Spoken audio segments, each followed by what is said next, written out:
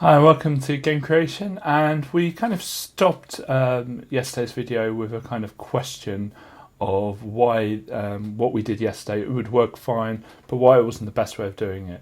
And well done if you guessed correctly, looking at the title of this video. It's all about music channels and understanding what music channels are. And they're actually a very simple kind of thing to get your head around. And actually, back in the day, these were really, really important for things like the Nintendo, the NES, and the Master System and games and consoles like that, or the Ataris. Used to always have to be very, very careful with your audio channels. And there were a huge limitation. I remember getting a sound card that did, I can't remember, like 10 different audio channels. No, it was like 4 audio channels, and that was amazing from memory, but God knows.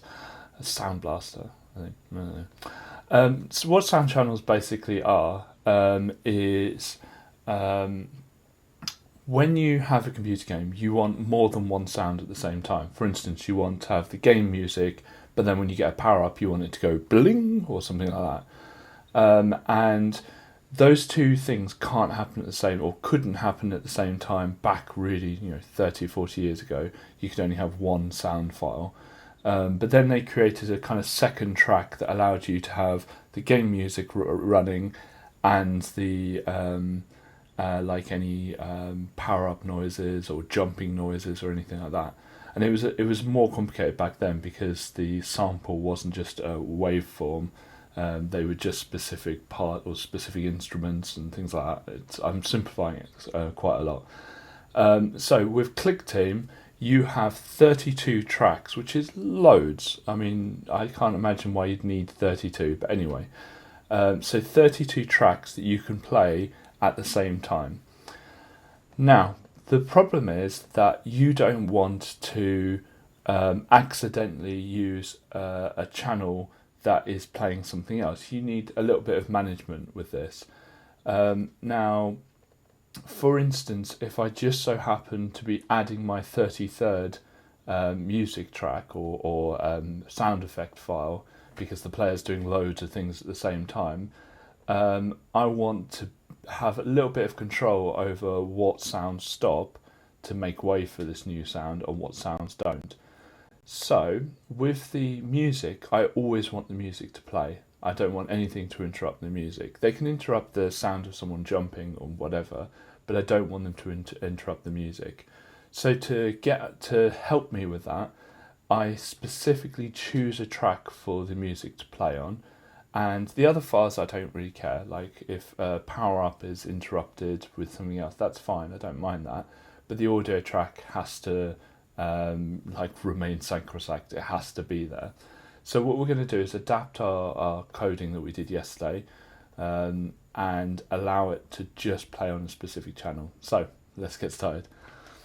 Okay, so I've opened up the same project yesterday, and I'm just going to go into the map and click the wrong one again. Okay, so here, what Clickteam does is it just picks a random, well, it's not, I don't think it's random, it picks the first available channel to play map music on and then loop it on. I want to get rid of that because I want it to play on a specific channel. So I want to play and loop a sample file on a specific channel. Map music. Now the channel, I always pick music as the first channels. So I think for the first 5 are all music. I think mine's gone up to 48 looking at it. So Clickteam Plus or 2.5 Plus must have extra channels. Weird. Don't know why that's 48. Okay, so I'm going to pick channel number 1 and then continuous loop. Now I don't want anything to interrupt that. I want that to remain the thing on that channel. I don't care what else is playing. That music file has to play. Now with the other sound effects, which I'm not going to do this week, I'm just going to do it as I did this one before. I'm not going to pick a channel. I'm just going to let Clickteam sort that out. But for music, I want to lock this channel. I don't want anything to interrupt this one. So all I do here is lock channel and lock channel 1. So that says to Clickteam, okay, you can manage the other audio files. You can add as many as you want, I don't care, between channel 2 to whatever this version of Clickteam has. But you're not interrupting channel 1. So whatever happens, you are not stopping channel 1 from playing its audio. What I normally do here is lock channel 1, 2, 3, 4 and 5 and just leave those for music, and I manage those. So 1, 2, 3, 4, 5 I manage, and if there's anything else like sound effects I don't want interrupted, I'll put them into channel 5 or channel 4 and 5. So depending on the project, I lock those 5 channels so that they're mine. Then Clickteam can use the rest of them for the sound effects. You'll notice it plays exactly the same. There's absolutely no difference. The channels don't sound any different at all.